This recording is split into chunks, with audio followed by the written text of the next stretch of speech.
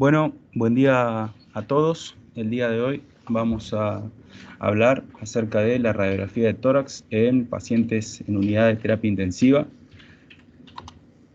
Asimismo, los objetivos de esta presentación son hablar acerca de la obtención de la imagen y sus diferencias con la radiografía posterior. Vamos a hacer una mención a los materiales o cuerpos extraños que frecuentemente podemos encontrar en pacientes internados en terapia intensiva, así como la instrumentación biomédica.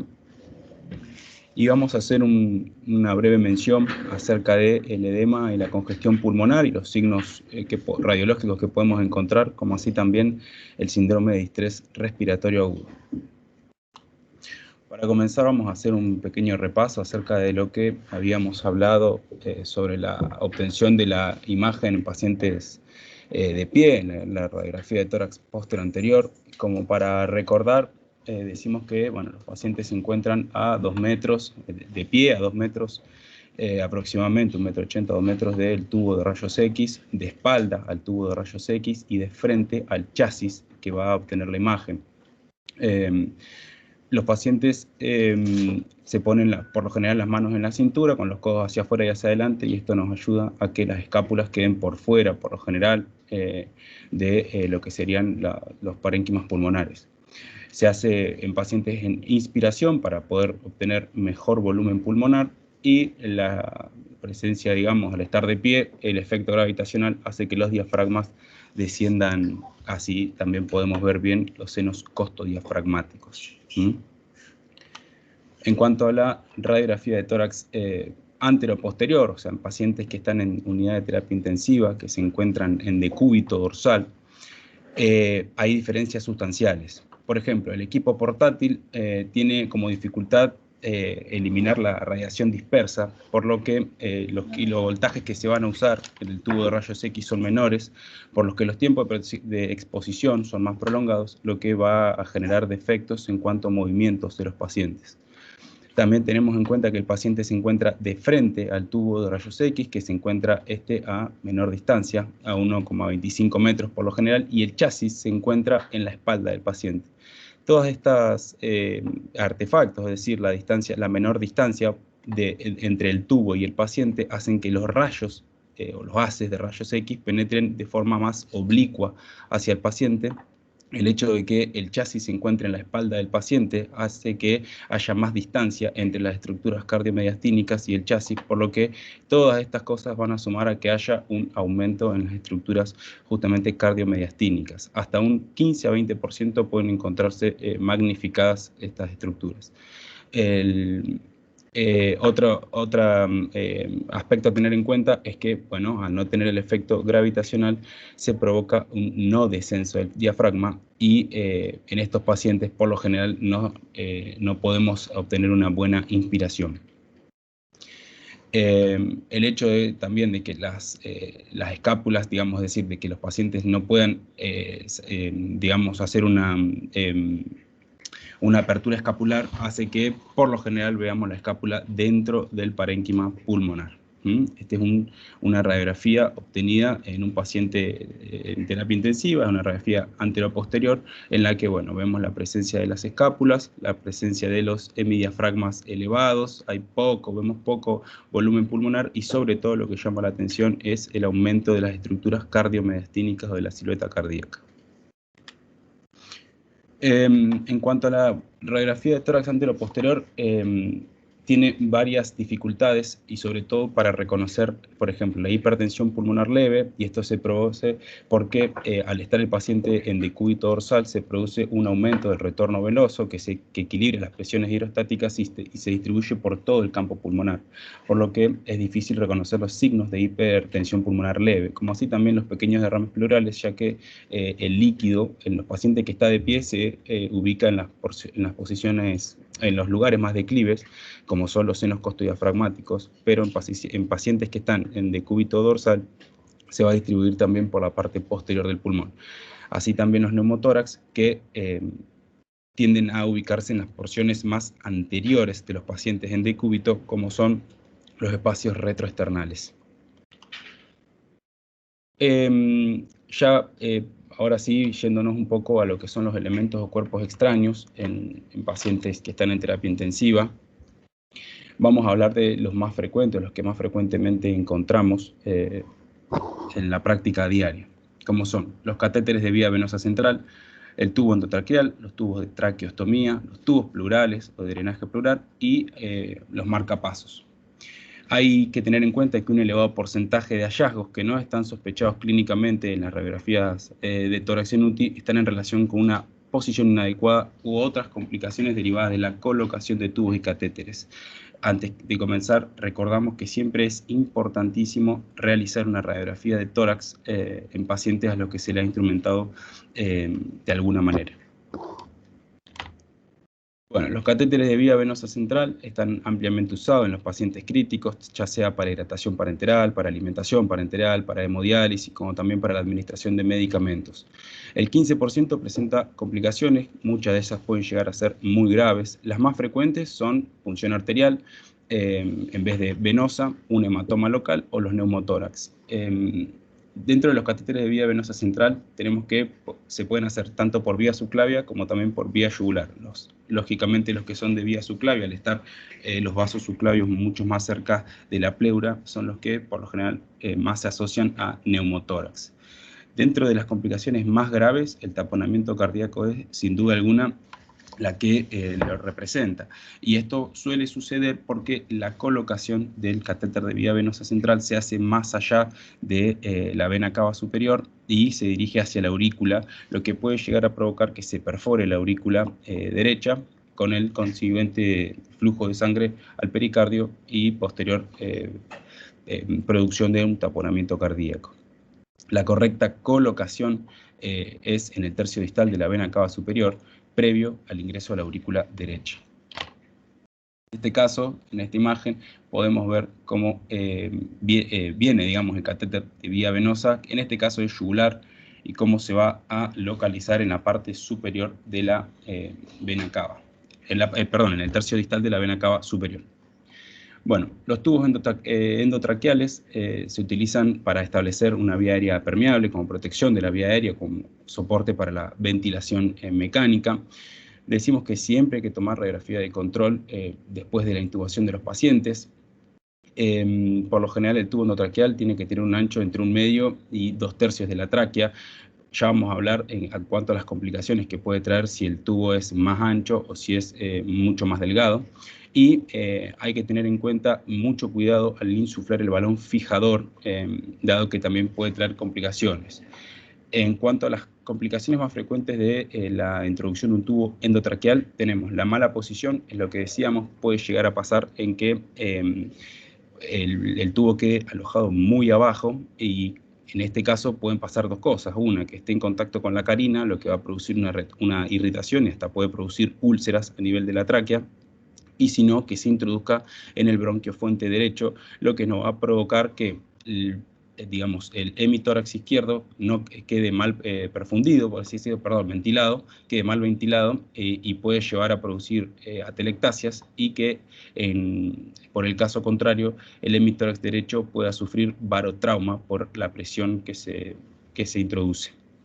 La lesión de la tráquea es lo que decíamos recién, en cuanto a los tubos que pueden llegar a quedar no de manera horizontal a la tráquea, sino que tengan alguna angulación que puedan provocar irritaciones u erosiones traqueales, como así también cuando se introducen demasiado y llegan al borde de la carina.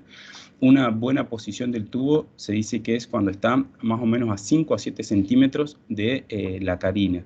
En radiografías que están muy penetradas, una manera, digamos, sencilla de saber es seguir la guía que tienen todos los tubos endotraqueales, que es una línea radiopaca, hasta a la altura más o menos de D5 a D7. En esa altura podemos saber que está en pacientes en decúbito dorsal, que está bien colocado.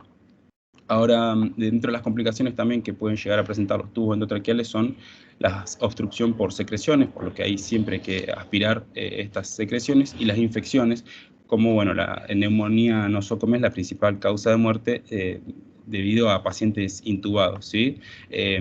la mayoría de los pacientes desarrollan un síndrome de distrés respiratorio agudo por neumonía asociada al respirador. Por lo general, bacterias gram negativas, multiresistentes, y la que más frecuentemente se asocia es la pseudomonas. En este caso, en esta imagen que vemos, podemos ver un paciente, bueno, una radiografía antero-posterior, un paciente que está en decúbito dorsal.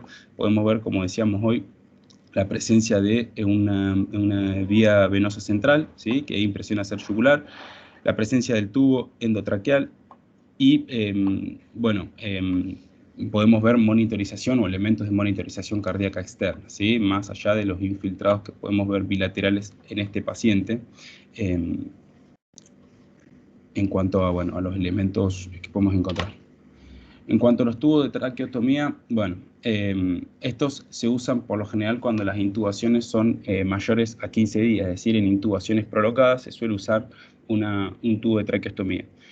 Volvemos a repetir lo mismo, siempre hay que corroborar la introducción de un tubo o de un catéter con radiografía.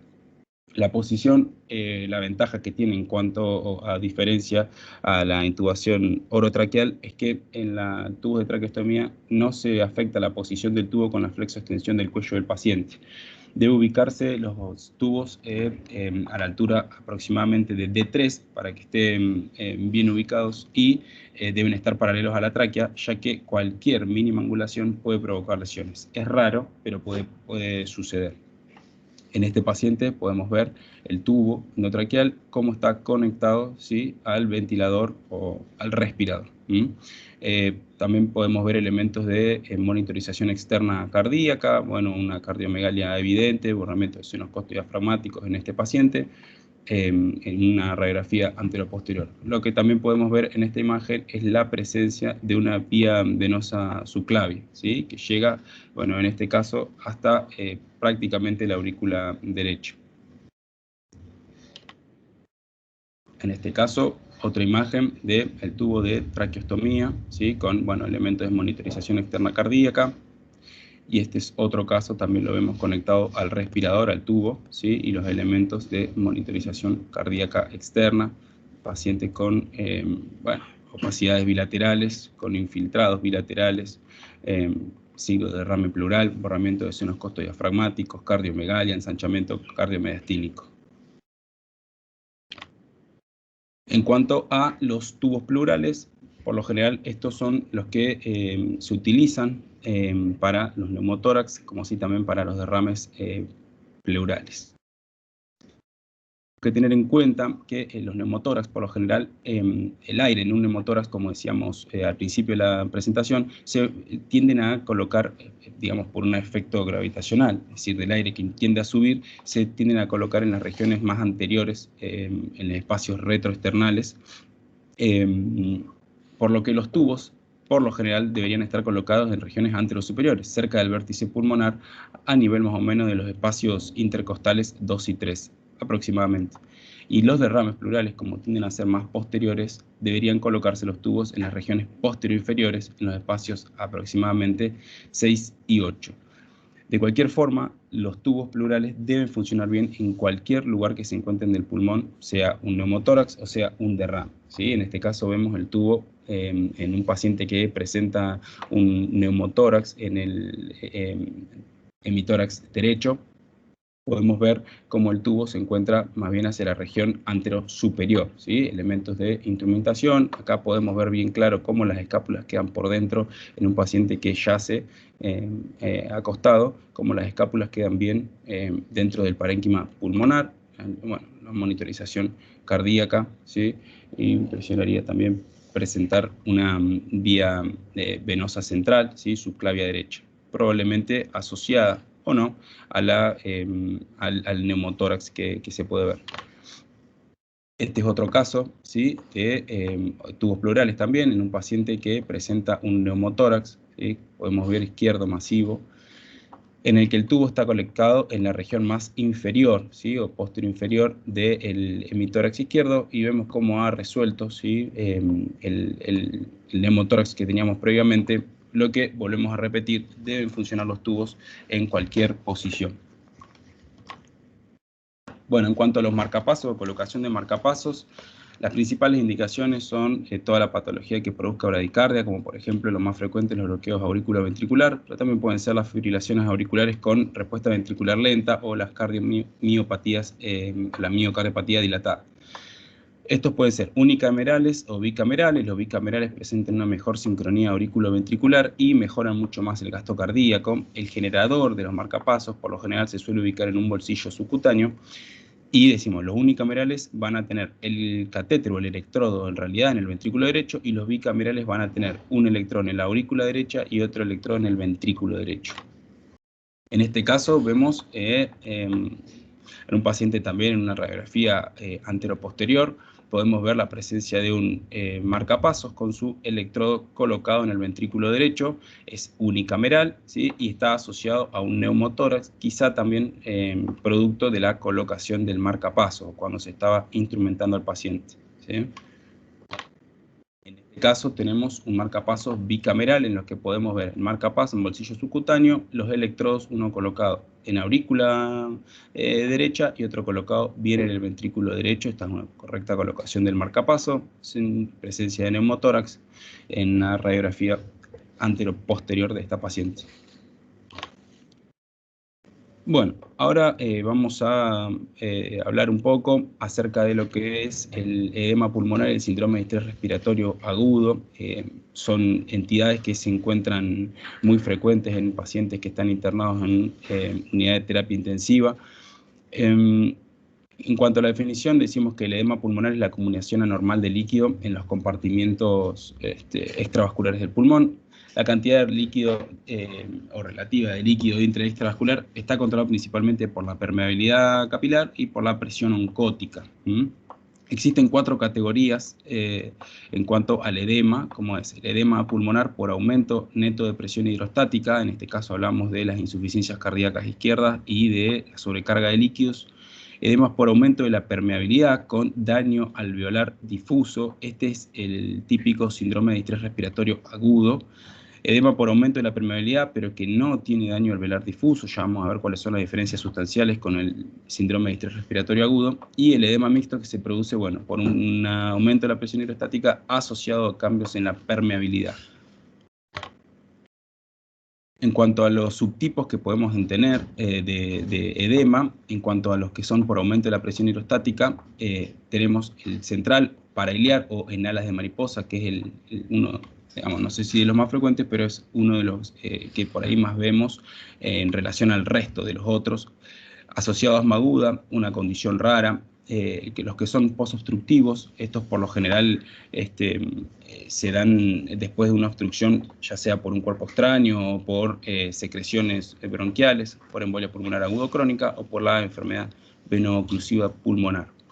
En cuanto al aumento de la permeabilidad con daño alveolar difuso, ya habíamos dicho, es el síndrome de estrés respiratorio agudo, neto, digamos. El aumento de la permeabilidad sin daño alveolar difuso, puede estar causado por heroína, por administración de citoquinas o por personas que, digamos, alpinistas, ¿sí?, de gran altitud. Y el mixto, que aquí tenemos al neurogénico, por reperfusión post-tromboendarterectomía, post-trasplante, por reexpansión, que esta constituye una iatrogenia, que es infrecuente, o por embolia aérea. En esta presentación vamos a hablar del edema por aumento de la presión hidrostática, o sea, los dos más frecuentes, edema por aumento de la presión hidrostática asociado a insuficiencia cardíaca y sobrecarga de líquidos, como así también del síndrome de estrés respiratorio agudo. Bueno, la presión pulmonar normal es de 6 a 12 milímetros de mercurio. Volvemos a repetir, las causas más frecuentes de edema por aumento de la presión hidrostática son la insuficiencia cardíaca izquierda y la sobrecarga de líquidos. Encontramos en este tipo de edema dos digamos, fases fisiopatológicas y radiológicas. La del edema intersticial, entre 15 y 25 milímetros de mercurio, y la del edema alveolar, ¿sí?, que se da cuando se provoca o cuando se produce en realidad un aumento de presión más allá de los 25 milímetros de mercurio. En cuanto a la parte, digamos, a la primera fase, la fase intersticial, Bueno, en este caso tenemos un aumento progresivo de la presión, lo que nos va a provocar un edema netamente, como lo dice su nombre, intersticial, lo que nos va a dar como signos,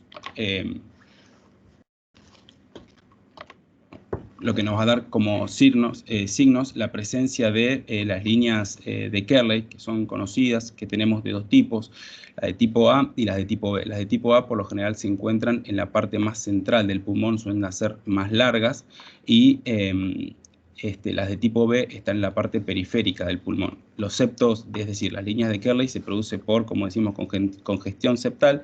Las de tipo A son septos profundos, las de tipo B son septos periféricos. El síndrome de distrés respiratorio agudo es un edema por aumento de la permeabilidad con daño alveolar difuso, como decíamos. Son lesiones pulmonares agudas o subagudas que causan hipoxemia grave. No son causados ni influenciados por insuficiencia cardíaca. No tienen un aumento neto de la presión capilar pulmonar y es la forma más grave de aumento de la permeabilidad asociado al daño alveolar difuso.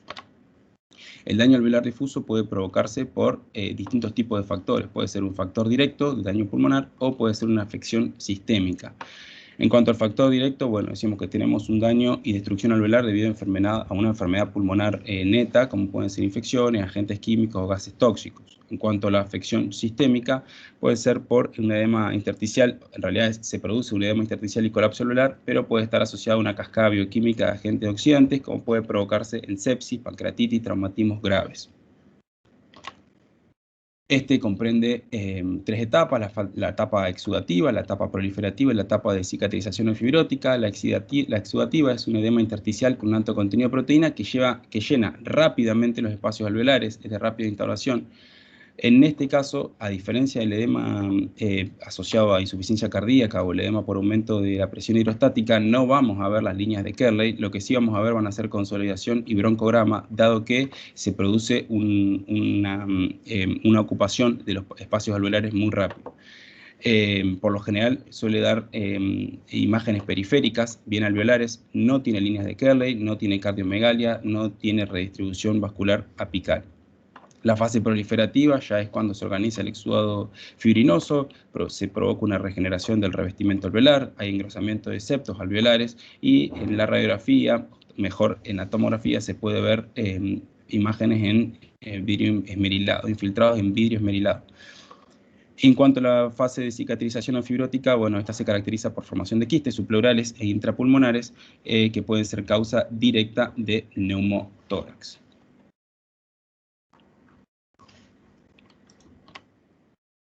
Bueno, en este caso tenemos un edema por aumento de la presión hidrostática en un masculino de 33 años con antecedentes personales de linfoma mieloide aguda, que ingresa por sobrecarga de líquidos con una insuficiencia renal y una insuficiencia cardíaca. En primera instancia lo que vamos a ver es el borramiento de los vasos subsegmentarios y segmentarios, un refuerzo en la trama peribroncovascular bilateral, y redistribución de flujo, ¿sí? Podemos ver cómo se marca bien lo que es los hilos pulmonares y cómo el flujo empieza a redistribuirse. En esta etapa no tenemos presencia de derrames, no tenemos presencia de ninguna otra entidad asociada. En este caso, el mismo paciente, podemos ver ya cómo se van provocando lo que son los manguitos peribronquiales, es decir, ver los vasos pulmonares segmentarios o subsegmentarios que empiezan a aumentar de tamaño, ¿sí? Y ya se empieza a ver un poco más congestiva. Podemos ver también la sobrecarga de líquido, la podemos identificar por cómo se empieza a notar la vena ácigos un poco más ensanchada, ¿sí? Cómo se va provocando un ensanchamiento mediastínico. Y en la segunda imagen que tenemos a la derecha podemos ver aumento del espesor de la vena ácigos, aumento de lo que sería la silueta cardíaca y podemos ver presencia de las líneas Kerley. Las de tipo B, como habíamos dicho, que son más bien centrales por infiltración de septos profundos, o por congestión, mejor dicho, de septos profundos, y las periféricas o de tipo B, que se producen por, como decimos, septos periféricos congestivos. En cuanto a lo que decíamos del edema periliar o en alas de murciélago, se provoca, digamos, una distribución por lo general central que es no gravitacional, ¿sí? Digamos, de ahí viene su nombre, por el aspecto que provoca. Es un edema netamente alveolar, por lo que por lo general no vamos a encontrar líneas de Kerley asociadas, y una de las entidades más frecuentes que lo produce es la insuficiencia cardíaca grave de rápido desarrollo. Solo se observan infiltrados alveolares periliares bien centrales, ¿sí? Como podemos ver en esta imagen, en la que también se ven estatus de instrumentación de cuerpos extraños. En este caso tenemos un síndrome de distrés respiratorio agudo en un masculino de 20 años por un accidente automovilismo. Lo que vamos a ver en este caso, bueno, sí, podemos ver la presencia de tubo endotraqueal, de estatus de instrumentación, y podemos ver, puede llegar a ver algunos pequeños derrames pleurales, pero por lo general vemos los, como decíamos, infiltrados bilaterales, que hablan de digamos, que son bien alveolares, bien periféricos, y ausencia de las líneas Kerley, dado que se produce un ocupamiento alveolar extremadamente rápido en estos casos, ¿sí? La característica clínica del síndrome de distrés respiratorio agudo es que, por lo general, se produce en el paciente una hipoxemia que no responde a la oxigenoterapia. Estos pacientes suelen requerir la intubación y la ventilación mecánica con presión positiva al final de la expiración, es decir, con PIP, que le llaman PIP, ¿sí? Bueno, vamos con otro paciente. Este paciente es un femenino de 3 años. Este es un caso raro, pero es del edema asociado al asma, digamos. Se dice que en algunos casos el asma o los accesos de asma aguda pueden provocar un edema, dado que se produce, digamos, como o está provocado, mejor dicho, por la maniobra de Müller, es decir, una inspiración forzada en un paciente que trata de inhalar o de tomar aire, ¿sí? En este caso se produce un edema. Este tipo de edema es por aumento de la presión hidrostática, ¿sí? No nos vamos a confundir con un síndrome de distrés respiratorio. Este es por edema de aumento de la presión hidrostática. Podemos ver los vasos mal definidos, los hilios agrandados de tamaño y los infiltrados, que sí, en este caso ya son intersticio alveolares. Estatus de instrumentación también podemos ver en esta pacientita. En este caso, como decíamos, dentro de lo que son los edemas mixtos, hablábamos de de los edemas por aumento de la permeabilidad, pero sin daño alveolar difuso, no mixto, sí, este es un edema por aumento de la permeabilidad sin daño alveolar difuso, que íbamos a hablar de las diferencias que tenía con el síndrome de distrés respiratorio agudo, y la diferencia sustancial es la buena respuesta que suelen tener estos pacientes a la administración de oxígeno y al tratamiento precoz. En este caso vemos un masculino de 19 años con un edema pulmonar masivo difuso, ¿sí? Podemos ver bilateral por uso de heroína. La heroína es uno de los opiáceos más frecuentemente asociados a los edemas agudos, no así tanto la cocaína o el crack, pero la heroína es uno de los que más frecuentemente se asocia. Podemos ver infiltrados bilaterales que están sobre todas las áreas pulmonares, ¿sí? A predominio periliar, podríamos decir, pero en realidad es en todo el campo pulmonar y en todos los volúmenes pulmonares. Este es el mismo paciente que se le realiza una radiografía de tórax a las 27 horas, y en esta podemos recalcar cómo los edemas por aumento de la permeabilidad, pero que no tienen el daño alveolar, como el síndrome de distrés respiratorio, mejoran al poco tiempo, ¿sí? Hay una marcada mejoría sin daño alveolar difuso. En realidad se cree que estos tipos de edemas sí tienen algún tipo de daño alveolar, pero es mínimo, ¿sí? Por eso es que se produce una tan pronta respuesta al tratamiento. Un paciente que se ve en estatus de instrumentación con un tubo endotraqueal y estatus de monitorización cardíaca externa. Esta es una paciente de 54 años en los que se produjo un edema pulmonar neurogénico. Este sí es un tipo de edema de los que considerábamos mixtos por aumento de la presión hidrostática y por aumento de la permeabilidad capilar. dentro de todos los que habíamos dicho, que podían ser por expansión o post-obstructivos o por post-trasplante, el neurogénico es el que más frecuentemente se produce y por lo general está asociado a traumatismos craneales con hemorragias o traumatismos craneales graves, ¿sí? En este caso es una post-hemorragia intracraneal por una hipertensión pulmonar. Podemos ver, bueno, consolidaciones alveolares, ¿sí? A predominio de los lóbulos superiores, como podemos ver acá, en los cuales no vemos derrames pleurales, no vemos líneas de Kerley y tampoco vemos cardiomegalia, ¿sí?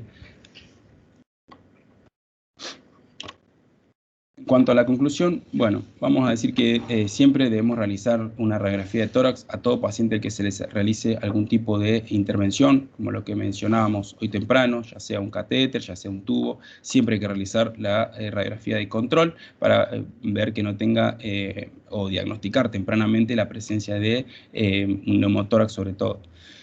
Recordad que existen muchos otros elementos de instrumentación médica que pueden ser encontrados en pacientes en UTI, como catéteres arteriales, sondas nasogástricas, endoprótesis, balón de contrapulsación intraórtico. Eso lo podemos ver también, o estatus de toracostomía, por ejemplo.